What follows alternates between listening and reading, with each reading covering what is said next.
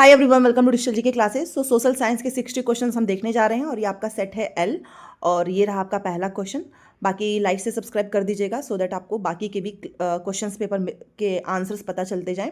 And जब हम detail में एक्सप्लेनेशन करेंगे तो एनसीईआरटी के साथ, तो अगर किसी क्वेश्चन में आपको डाउट लगता है कि नहीं भाई दूसरा आंसर होना चाहिए तो प्लीज़ कॉमेंट करके जरूर बताना। ठीक है, पहला क्वेश्चन है कि हड़प्पा सभ्यता के लोग दक्ष शिल्पकार थे तथा कांस्य धातु ज्ञान से संपन्न थे। तो ऑप्शन नंबर 2 क्वेश्चन आंसर ही डायरेक्ट करेंगे। पहली सिंह सभा की स्थापना लाहौर में 1873 में तथा अमृतसर में 1879 में हुई थी। इन सभाओं ने सिख धर्म को अंधविश्वास, जाति भेदभाव और ऐसे आचरण जिन्हें वे गैर सिख समझते थे से मुक्त कराने का प्रयास किया।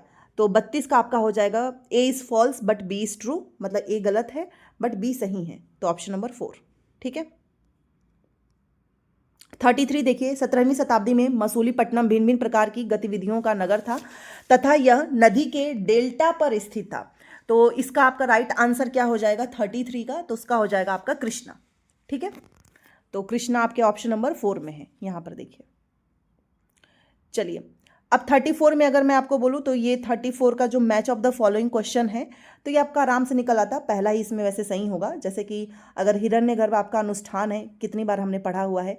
प्रशस्ति आपको पता ही है, शिलालेख है। ठीक है, अगर ये दोनों भी पता होते तो भी हो जाता। पिष्ताक आपका जो है ये सी, एक सेकेंड, प्रवेश द्वार है। नस्तली का आपका लेखन शैली है, सो पहला हो जाएगा। ठीक है, 35 देखिए, शास्त्रीय नृत्य के रूप में पहचान करने के लिए बोला गया था। तो ऑप्शन नंबर 2 होगा भरतनाट्यम, कथक, कथकली, ओडिसी, कुचिपुड़ी, मणिपुरी। ठीक है, सो 35 का दूसरा। 36 यहाँ पर देखिए, मनसबदार से रिलेटेड हम ये पढ़ चुके हैं कितनी बार एनसीईआरटी में ही, और ये दोनों की दोनों लाइन सही है कि मनसबदार शब्द का प्रयोग ऐसे व्यक्ति के लिए होता था जिन्हें कोई पोस्ट मिलता था। जिसने भी एनसीईआरटी की हमारी नोट्स ली होगी ना, डिटेल वाली भी या फिर शॉर्ट वाली, हम लोगों ने बहुत ही अच्छे से एक एक लाइन पढ़ा हुआ है। इवन मैंने आपको ये एनसीईआरटी क्लास में भी कराया है। ठीक है, यह एक श्रेणी व्यवस्था जिसके जरिए पद, वेतन, सैन्य उत्तरदायित्व निर्धारित किए जाते थे। डायरेक्ट वहीं से छपा है। ठीक है, एनसीईआरटी से ही पहला। चलिए 37, टोडरमल वाला भी आपको पता ही है कि इसके द्वारा जो लागू की गई राजस्व प्रणाली थी उसका नाम था जब्त। ये भी काफी अच्छा क्वेश्चन पूछा है। ये आपका 38 मेहरगढ़ वाला भी डायरेक्ट एक क्लास 6 की एनसीईआरटी है, सारी हिस्ट्री वाली ही है।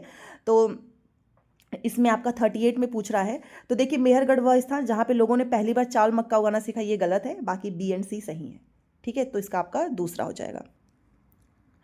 39 आपका है, 20वीं सदी के आरंभ से ही भारतीय महिलाएं में सुधार हेतु काम कर रही थी। तो आपका इसका 39 का हो जाएगा तीसरा। तो महिला मताधिकार और बेहतर सुविधा, स्वास्थ्य सुविधाएं। ठीक है, बी एंड सी। 40 का जो है ये आपका, ये जो मराठी भक्ति में भजन की रचना किसने की है, तो कराम मेला। ठीक है, अब कुछ लोग बोलेंगे चोखा मेला भी होगा, तो मैं इसका आपको एनसीईआरटी में जो हम प्रूफ देखेंगे उसमें आपको ये सारी चीज़ें क्लियर हो जाएंगी। तो इसका दूसरा हो जाएगा। 41 देखिए, जाति प्रथा की चुनौती वाला क्वेश्चन जो आपका आया है, और मुझे लगता है कि ये क्लास 8 की हिस्ट्री का है, बट आप सभी ने इसका आंसर सही किया होगा क्योंकि इसमें हमारा बी एंड सी होगा। राजा राम मोहन राय ने उस पुरातन बौद्ध ग्रंथ का अनुवाद किया जो कि जाति प्रथा की आलोचना करता था, ये गलत है। प्रार्थना समाज वाला सही है, जाति प्रथा भी सही है। ठीक है, तो 41 का आपका हो जाएगा 2। 42 देखिए, और ये क्वेश्चन देखिए कितना लंबा चौड़ा है।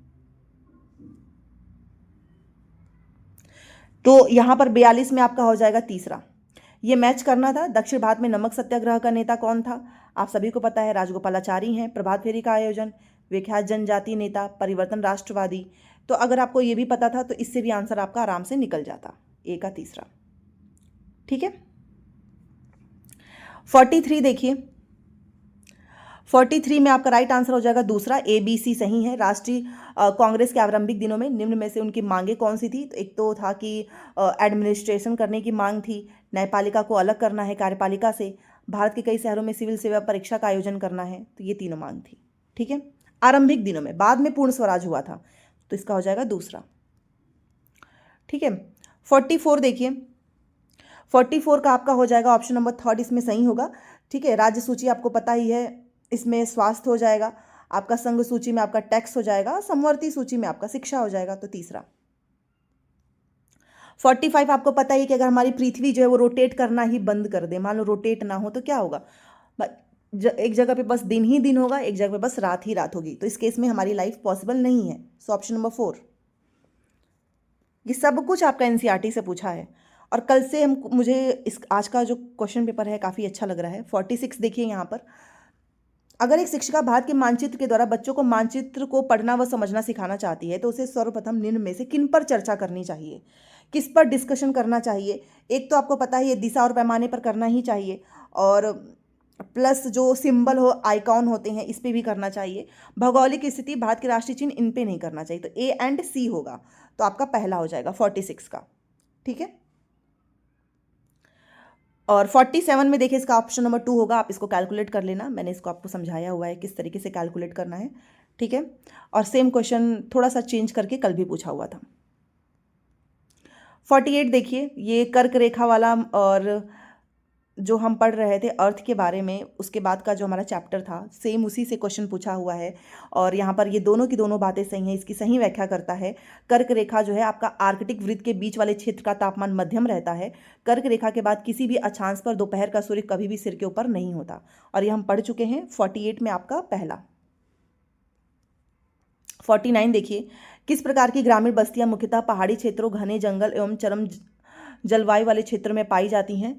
तो आपका 49 का हो जाएगा स्कैटर्ड। ठीक है, प्रकीर्ण। यहाँ पर आप 15 में आए, 50 में देखिए, 50 का आपका राइट आंसर हो जाएगा तीसरा, मैच करना था। तो पी तरंगे आपको पता है ये अनुदैर्ध्य हैं, और इसी से आपका आंसर निकल आता, क्योंकि कहीं पर भी दूसरा नहीं है, तो इसका तीसरा हो जाएगा। ठीक है, 51 देखिए, 51 का है आपका, भूगोल कक्षा में निम्न में से किन कॉन्सेप्ट को मानचित्र पर चित्रित किया जा सकता है। ठीक है, तो पहला तो लिखा हुआ है यहाँ पर, अगर आप देखें विश्व के महासागरीय बेसिन, तो यस हम इसे कर सकते हैं। ठीक है, उसके बाद से आपका ये जो जिब्राल्टर जल संधि है ये भी कर सकते हैं। दिल्ली का वायुमंडल नहीं कर सकते हैं, जुलाई माह में वर्षा भी कर सकते हैं, तो तीसरा हो जाएगा। ठीक है, तो 51 का आपका थर्ड। 52 यहाँ पर देखिए, स्थल मंडल के बारे में आपसे क्वेश्चन पूछा है, और स्थल मंडल आप सभी ने पढ़ा होगा कि यह हमें वन, पशु को चरने के लिए घास स्थल, कृषि, मानव बस्ती के लिए भूमि प्रदान करता है। सो ऑप्शन नंबर 4। ठीक है, 53 देखिए, 53 जो आपका है क्वेश्चन, इसमें आपका तीसरा सही हो जाएगा, क्योंकि आपको पता है गर्म जो वायु होता है हमेशा ऊपर उठती है, बट गर्म वायु सघन होती है, ये बात गलत है। तो ए सही है, आर गलत है।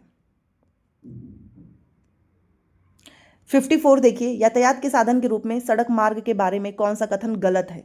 तो ये आपसे गलत वाला पूछा है, तो ऑप्शन नंबर 4 हो जाएगा। लंबी दूरी पर भारी सामान ले जाने के लिए सड़क मार्ग सबसे सस्ता साधन है। ठीक है, 4। 55 देखिए, विश्व के 1/4 विद्युत का उत्पादन किस संसाधन द्वारा होता है। तो ये आपका हाइडल पावर, ऑप्शन नंबर 2। ठीक है, 56 ये भी डायरेक्ट आपके एनसीईआरटी से ही पूछा हुआ है। पिट्सबर्ग एक समय में संयुक्त राज्य अमेरिका का महत्वपूर्ण इस्पात शहर था। पिट्सबर्ग में लॉयस प्रचुर मात्रा में उपलब्ध था तथा कोयला मिनेसोटा की खदानों से आता था। तो 56 का आपका हो जाएगा तीसरा, ये आपका सही है, आर गलत है। ठीक है, 57 देखिए, इसका आपका आंसर जूट हो जाएगा, क्योंकि इसमें ये हम पढ़ चुके हैं, ये आपका पूरा चैप्टर ही है कि जूट के लिए क्या क्या चीज़ें चाहिए होती हैं। तो एलुअल सॉइल में अच्छा होता है, high temperature, heavy rainfall, humid. ठीक है, और बांग्लादेश एक तरीके का सबसे अग्रणी उत्पादक में भी माना जाता है। तो 57 का आपका हो जाएगा दूसरा। 58 नंबर का क्वेश्चन देखिए, इसमें लिखा हुआ है कि निम्न में से किस धर्म में अंबेडकर अपने उत्तरकालीन जीवन में धर्मांतरित हो गए थे। तो बौद्ध धर्म। 59 का देखिए, यहाँ पर ब्रेकिंग स्टीरियोटाइप, मतलब स्टीरियोटाइप को कौन सा चुनौती दे रहा है।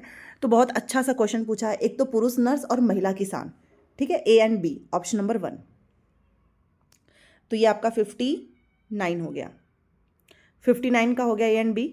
यहाँ पर आप 60 में जाएंगे, 60 में, तो इसका आपका ऑप्शन नंबर 3 हो जाएगा, क्योंकि 1956 में भारत में राज्यों के पुनर्गठन की शुरुआत निम्न में से किस आधार पर हुई थी। तो भाषा और सांस्कृतिक एकरूपता। ठीक है, देन आप यहाँ पर 61 में आएंगे, काफ़ी लंबा चौड़ा क्वेश्चन पूछा है, रूरल एडमिनिस्ट्रेशन से रिलेटेड क्वेश्चन है ये यहाँ पर 61 में। तो आपका बी, सी और डी होगा, क्योंकि ग्राम प्रशासन से जुड़ा हुआ है लेखपाल, तहसीलदार और पटवारी, निगम पार्षद नहीं। तो बी, सी, डी पहला हो जाएगा। ठीक है, यहाँ पर आप 62 में देखेंगे तो आपका यहाँ पे सहकारी व्यवस्था हो जाएगी। किस प्रणाली में छोटे पैमाने में उत्पादक श्रमिक को अपने उत्पादों का एक उचित मूल्य प्राप्त होने की अधिक संभावना होती है, तो कोऑपरेटिव। ठीक है, यहाँ पर आप 63 में आएंगे तो 63 में देखिए इसका ऑप्शन नंबर 4 हो जाएगा, बी एंड सी। ठीक है, कि शहरी आजीविका के संदर्भ में कौन से कथन सही हैं। तो यह नगर पालिका शहर की पंचायत यह निर्धारित करती है कि शहरी क्षेत्रों में सप्ताह के किस दिन बाजार बंद रहेगा। प्रायः अनियमित कामगारों को एक से अधिक कार्य रोजगार करना पड़ता है। ठीक है, सो ऑप्शन नंबर 4 63 का। यहाँ पर आप 64 में आएंगे तो आपका पॉलिटिकल पार्टी से रिलेटेड क्वेश्चन था कि can be said to gain majority if it has won, राज्य में आधे से अधिक निर्वाचन क्षेत्रों को। So option number 3। ठीक है, देन यहाँ पर आप 65 में आएंगे तो आपका ये 65 नंबर का जो क्वेश्चन है इसका आंसर आपका 4 हो जाएगा। ए बी सी और डी सभी सही हैं। रूढ़िबद्ध धारणा को इंगित करता है तो इसका आपका 4 हो जाएगा। ठीक है, तो देखिए लड़कियों को खाना बनाना सीखना चाहिए, शहर में जीवन सरल और परिष्कृत है, तो ये भी एक तरीके की ऐसी सोच है। शहर में लोग कैसे पैसे के बारे में ध्यान रखते हैं, लोग के बारे में नहीं। एक अभिभावक अपने बच्चे से कहता है कि मत रो, तू तो एक लड़का है। तो ये सब कुछ आपका स्टीरियोटाइप को इंगित करता है। A B C and D. यहाँ पर आप 66 में देखेंगे तो इसका आपका आंसर 4 हो जाएगा। ए बी सी और डी ही होगा इसमें। भारतीय संविधान के आधारभूत ढांचे के सिद्धांत के संबंध में सही कथन की पहचान करो, तो इसमें आपका सारा सही है। ठीक है,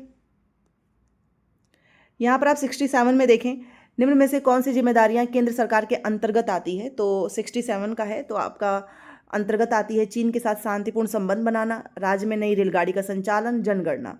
बी नहीं होगा। ठीक है, ए सी डी, तो ऑप्शन नंबर 2। यहाँ पर आप 68 में देखेंगे तो 68 का आपका तीसरा सही हो जाएगा। भारत में न्यायपालिका की भूमिका के संदर्भ में निम्नलिखित पर विचार करो, तो आपका ए सी डी सही है। नागरिक सरकार के बीच पैदा हुए विवादों को निपटाना, न्यायिक समीक्षा, मौलिक अधिकार का क्रियान्वयन। ठीक है, चलिए 69 देखिए, इसका भी आपका तीसरा हो जाएगा। इसमें आपसे पूछा है वन अधिकार अधिनियम 2006 के अंतर्गत नहीं आता है, तो लकड़ी वन उत्पाद का अधिकार को मान्यता दी गई है, ये इसके अंतर्गत नहीं आता है। ठीक है, तीसरा। अभी जितने पूरे क्वेश्चन पेपर अभी एक्चुअली ना आए भी नहीं है, आधे अधूरे क्वेश्चन पेपर आए हैं, तो देखते हैं इसमें कितना आया है हमारे पास अभी। जैसे कि अभी यहाँ पर हमारे पास इतने ही क्वेश्चंस हैं, और आई थिंक पेडागॉजी वाला जो है पोर्शन वो अभी तक स्टूडेंट्स ने नहीं भेजा है। होगा तो भेज दीजिएगा, मैं इसको अलग से सॉल्व करवा दूंगी। तो आपका ये 70 का जो क्वेश्चन है इसका दूसरा सही हो जाएगा। ए बी सी। हाशियाकरण व्यक्तियों और समूहों को की ओर लेकर जाता है, तो एक तो have a low social status हो जाता है। ठीक है, अनइक्वल एक्सेस हो जाता है, एंड डेप्रीवेशन हो जाता है। सो ऑप्शन नंबर 2। तो यहाँ पर हमने हिस्ट्री, ज्योग्राफी, पॉलिटी 40 क्वेश्चंस कर लिए हैं, और पेडागोजी के क्वेश्चंस जो मेरे पास आए भी थे वो बहुत ज़्यादा ब्लर हैं। सीडीपी में आपने देखा ही होगा किस तरीके के पेपर हैं। तो जैसे ही आपके पास आएंगे आप मुझे सेंड कर सकते हो, एंड कितने स्कोर बने हैं आप मुझे प्लीज़ बताना। तो मिलते हैं नेक्स्ट क्लास में। Thanks for watching.